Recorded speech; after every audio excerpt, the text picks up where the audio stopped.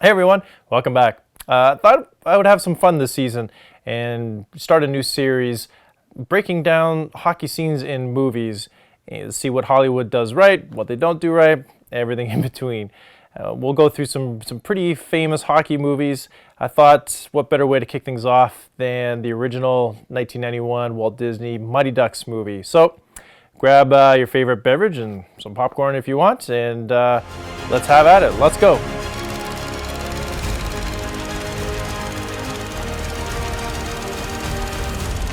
All right, so got my popcorn. I got my Coliseum Brew by Arcadia Brewing here in Edmonton. For those who don't know what Arcadia Brewing is, they've developed this blonde ale called Coliseum Brew, and it's the chairs I'm sitting in. So excellent beer, excellent brewing company. So check them out if you can. Now, I thought we'd kick things off by checking out the Mighty Ducks, and this movie came out when I was in grade 6, so that shows you how old I was. And when I first watched it, of course it was kind of legendary. It was kind of the first kids hockey movie to come out. Of course there was Slapshot, which was legendary, but it was more of an adult film. There were some other kind of kid movies that came out, and we'll get to those at some point during this series, but I thought I'd kick it off because the Mighty Ducks, believe it or not, had a really big influence on, of course, the Anaheim Ducks, because of course the Anaheim Ducks originally started out as the Anaheim Mighty Ducks, with my main guy Paul Correa there as captain of the team for a while. And you know, they dropped the Mighty, they changed the logo and the colors, and you know, they've had quite a bit of success for an expansion team. And believe it or not, I mean, this movie kind of kicked things off for that franchise and hockey in Southern California. Ironically, the movie is based in Minnesota, which is a hotbed of hockey, but it really kick-started that, and probably the arrival of Wayne Gretzky really kicked things off for hockey down in Southern California. So I'm going to go through here. I have watched it. What I find kind of amazing about this movie is, despite some of the, I guess, cliche things of hockey that kind of, for people who play hockey and been around hockey for a long time, it kind of, I don't know, you kind of roll your eyes of the cheesiness of the movie. But I'll point these out as we go along here, because I had to watch the clips to kind of analyze it a little bit. And when I go through them here, there's some details that the movie, and I guess you would expect professional Hollywood productions would get right. And I'll get to some of these points here when we get moving here. But just to wrap up on the movie, I think there was a few sequels after that. It was a very popular movie, and for the sport of hockey, to have a movie this popular was probably a huge win for the NHL and Disney. Without further ado, let's hop into it. All right, so first scene here is, of course, the former team of the head coach here, the Hawks, versus the D5 Ducks here. Now, that there's a lot going on in this scene. It's pretty hilarious, the comparison between the Hawks, who are, you know, sleek and elite. They have all the right gear, and they look like an actual squad. And you go to the D5, the Ducks, and they're a ragtag group of players. Now, that helmet, I believe it's like a 1960s like vintage Cooper helmet. That thing definitely would not give you much protection. I mean, one kid has a football helmet on, the other guy has a skateboarding helmet on, and then Charlie, the main character, kind of in the upper left there, and the other guy with glasses, I can't remember his name. They actually have hockey helmets on, but Charlie's wearing like a goalie mask. They call those cat-eye masks, which are illegal in minor hockey. Basically, the rule for minor, at least when I played minor hockey, and I'm pretty sure it's still to this day, is minor hockey helmets, the squares in the cages. First of all, you got to have a CSA, well, in Canada, a CSA approved helmet. You got to have a CSA approved face protection. And up here, typically that's either a clear shield, a half cage, half shield, or a full cage. And the squares have to be small enough that the butt end of a stick can't go through and poke your eye out. So I'm pretty sure a puck, let alone a stick, a puck or a fist may actually go through that hole. So right off the hop here, I know it's Hollywood, and I guess I'll preface this movie critique by saying, I know it's Hollywood. They do things for effect. They do a really good job at it. But if this was real life, then these were the things that definitely would not fly. So, oh yes. So, yeah, pretty sharp looking gear. I mean, this is just hilariously. Now, I used to have a friend who actually had one of those yellow Cooper helmets. We used to call them garbage can lids because they were so ugly. But they are definitely a helmet of the time in the 90s, early 80s, 90s. Now, if you notice, Charlie is wearing like kind of a maroon sweater. So that's a University of Minnesota Golden Gophers hoodie. They're an NCAA Div 1 team. They've been around since 1921. It's kind of a cool nod because as we go along here, the movie is set in Minnesota. So they obviously, being in Minnesota, they probably took a lot of things from the state. And cool nod to the NCAA team. And I mean, if you look at the rest of Charlie's ensemble there, he's got kind of the maroon shell pants as well, which is basically the same color as his sweater. So I'm kind of going on the assumption that Charlie's got a, you know, he aspires to be an NCAA player, or he knows somebody, or his dad or somebody was maybe played on the team at one point. But they're kind of illustrating how poor these kids are. They can't afford. I mean, the goalie equipment. I mean, he doesn't even have pads. Looks like he's got chest protectors and pants and a blocker and a glove at least, but they're old, very old. But if you look closely here, Charlie's stick is a wood shaft and a plastic like floor hockey blade. Back in my day, I played with wooden sticks, and oftentimes when you finally broke your wood stick, the blade would always be the part that would go on my sticks, and you would kind of transform them into floor hockey sticks, and you would get those plastic blades, and you used to like bend them over your knee, and extremely brittle.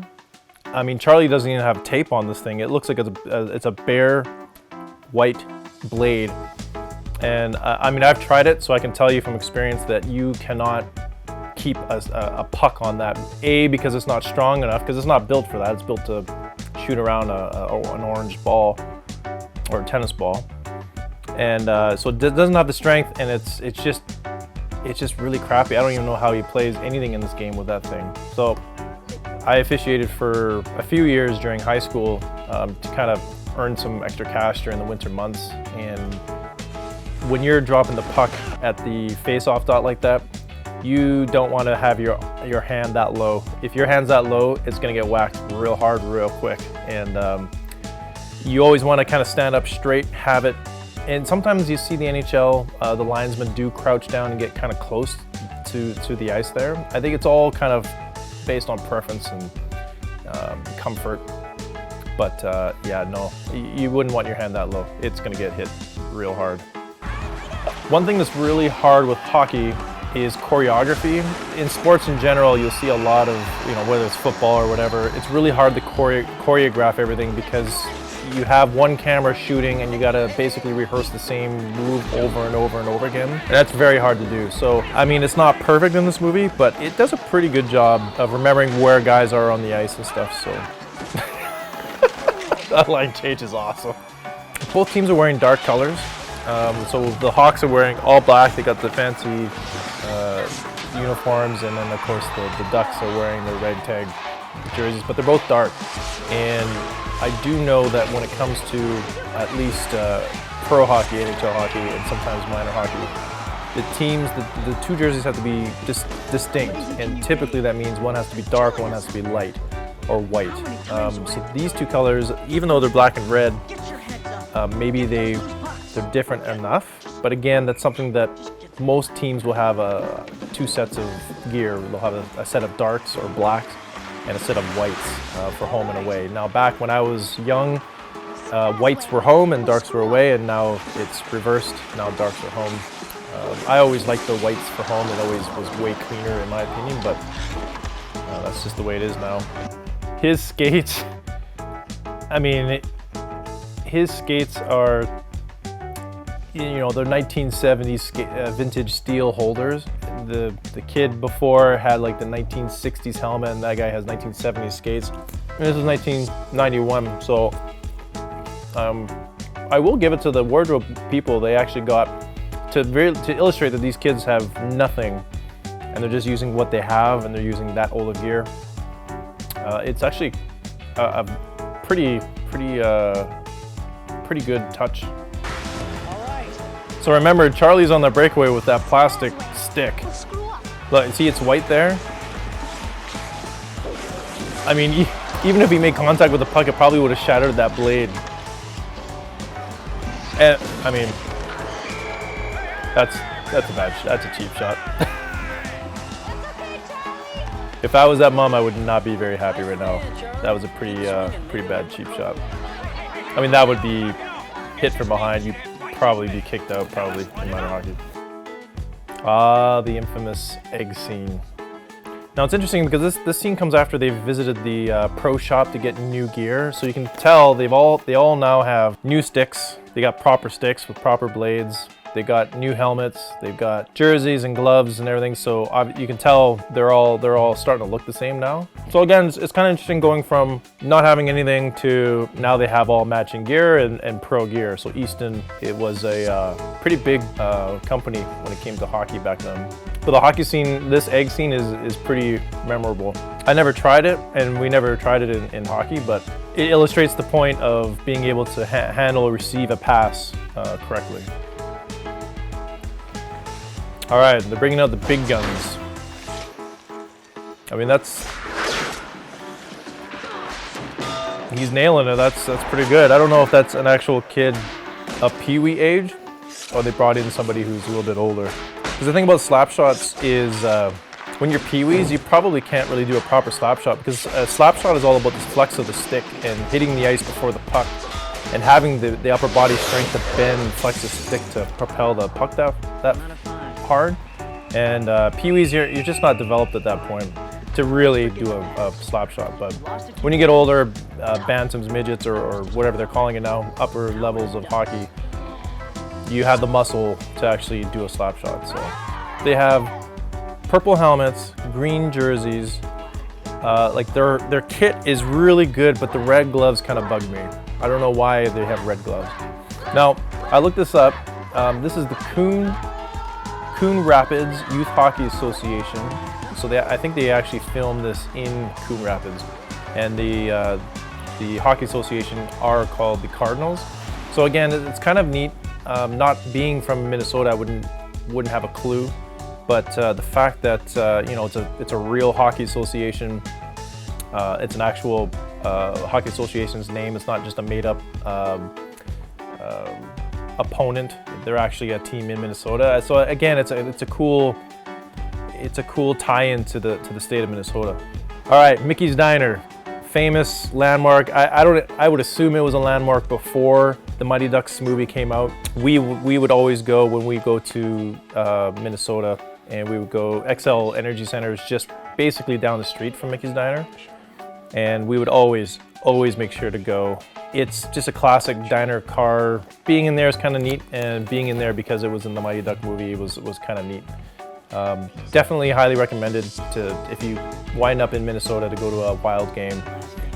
A great facility. XL Energy Center is really, really cool.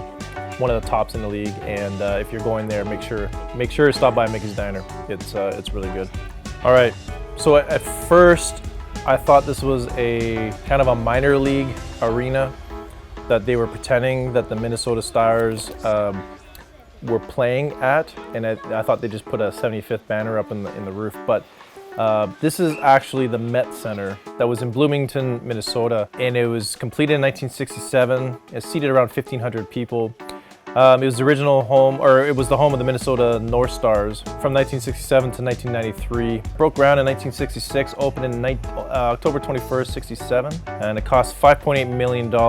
So this is, I can't tell if this is actual team, but these two guys here, I didn't know who Basil McRae was. Sorry, Basil. But I remember Mike Badano. Obviously, Mike Badano, not a huge talker in this movie. Oh yeah? I heard you're a farmer. Actually, I became a lawyer. I'm coaching Pee Wee now, and this is my team, the Ducks. Ducks, it's Basil McRae and Mike Madano. Hey, Ducks, listen to this guy. He knows what he's talking about. If you ever want a shot, let me know. I'll get you a try with the minor league ball. Thanks. Hey, nice seeing you. Take it easy. All right, let's have some fun. You got this. Now, I remember when I was in midgets was my first time. We actually played a father-son game on Rexall Place ice, and I'll tell you, that was an amazing experience. You know, you watch the pros play on it, and we played a hockey game on it. It's just, when you go and play like a minor hockey rink to go to play at a NHL facility, it's kind of a dream come true. And so, I mean, this kind of scene in the movie is kind of cool. It kind of captures that excitement of the crew, because they're, you know, rags to riches type thing. They had no equipment, and now they're skating on NHL ice. So this looks like it actually was filmed during a game. Looks like it's a tie, 3-3 tie with the Hartford Whalers, and it's kind of weird to see that both these teams are no longer in the NHL now. Obviously the Minnesota North Stars, they moved to Dallas, so that's where the Dallas Stars names comes from. But yeah, Minnesota has the Wild there now, but the Minnesota North Stars aren't there anymore. And the Hartford Whalers are in Carolina now. This was filmed at New Hope Arena. I don't mind these kids' jerseys. Now, the lighting in these rinks are kind of neat, because the lighting is really theatrical. They've got highlighted parts of the ice, and you have fluorescent lighting across on the dashers there, and there's just some atmospheric lighting in the background. So again, theatrical. It's not the way it is obviously in real life, but you know, it's Hollywood, so it's kind of neat things. Oh, I want to talk about this shot. So the only other team that I know just offhand that has done a shot like this is the San Jose Sharks. Their production crew did these really cool, I believe, photos and kind of video B-roll shots of players doing this. This is actually a fairly creative shot for the movie. Obviously, it's a large sheet of plexiglass, and they painted the line so it looks like it's being shot from underneath the ice. And the guys are standing on there with their skates. This is tricky because when you stand on plastic with skates, it's very slippery. You can really, it's not easy to stand up. But this is kind of cool. It's a very creative shot. Now, in real life, they've actually pulled this off. I believe in All-Star games, NHL All-Star games, they actually stuck a camera underneath the ice, pointing up, and I'll see if I can find that shot. I mean, you could have a wide-angle GoPro type camera that you could freeze into the ice, but even then, it would be really tricky. You would have to run cables, power cables, and data transfer cables along the lines to be able to have a camera. But during the game, during like regular season or playoff games, this would be just not feasible to execute. So, pretty cool shot. So I wanted to kind of give a nod to the production crew for that. Oh, big hit, took two guys out. Here comes that shot. I would love to see the rig that they made to do this shot. Again, some creative shots like the under the ice shot, and then this one kind of illustrating how hard the shot is from the puck's perspective. So that's kind of cool. They got it spinning and it's kind of heading towards the goalie. That's kind of neat. I like that. And then he goes into the net like he was hit by a truck. Oh, back it up. Now, the circle, so on the rink there's 5 face-off circles, the gigantic kind of circles that go, there's 2 in each zone, and then the center ice one. Now the circles in the ends of the rink, so in the offensive defensive zones, they'll actually have those hash marks there. You see them, like the 2 kind of blue hash marks there, and those those lines are to keep, so when you line up for face-off, you can't cross those lines. You have to line up at those lines you can't go over. Now, they're on those 4 end face-off circles, but not in center ice. Center ice is just a circle. It doesn't actually have those lines. Now, it could be something in Minnesota minor hockey they introduced or they had during the 90s, but I've never seen them in the center ice there, so it's kind of a weird thing. Now, okay, so penalty shot in hockey, if someone's going down on a breakaway and if you impede his ability to shoot the puck, then it's a penalty shot. So that can be hooking, like in that instance, he hooked his arm so he couldn't get a shot off. That would be a penalty shot. Basically, it's to deter the defender from basically just, tripping him or, slashing him to the point where he can't get a shot off when he's obviously in the clear. Now, so he's obviously in the clear there, and the player hooks him, pulls him away.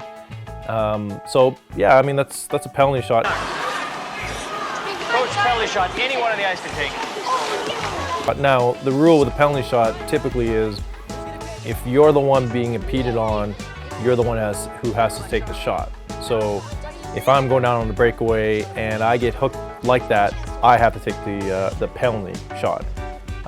If for some reason, let's say the defender chops my feet out from underneath me and I slide into the post and I get pulled off in a stretcher, then they can pick somebody on the ice to take the shot. But typically, whoever the infraction was against, they have to take the shot, which I think Charlie takes it. So I think Charlie was the one on the breakaway, and I think so it works out in the end, but what the referee said there, I don't think was correct. All right, so a couple of things here. One, the ice is really, really clean. If you've got a full-on game, three full periods, that ice is not looking that good. And secondly, Charlie's not wearing his helmet. Obviously, hockey, you got to have your helmet on. So he's not taking he's taking the shot without a helmet on, obviously for the drama of it all. Now, ready for the biggest Hollywood moment in hockey history. I should say hockey blunder in hockey history here. Hold on. So that goalie has pretty good positioning.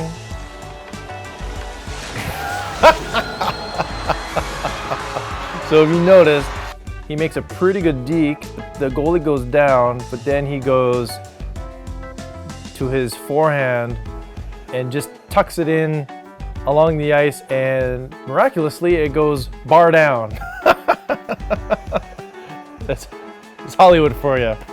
They could have just kept it as is, but I guess you got to go bar down. Even when it doesn't, you got to go bar down. That just still makes me laugh. Yay, we won! The Mighty Ducks won! All right, and I think that's really it. That's the original Mighty Ducks movie. Again, pretty cool.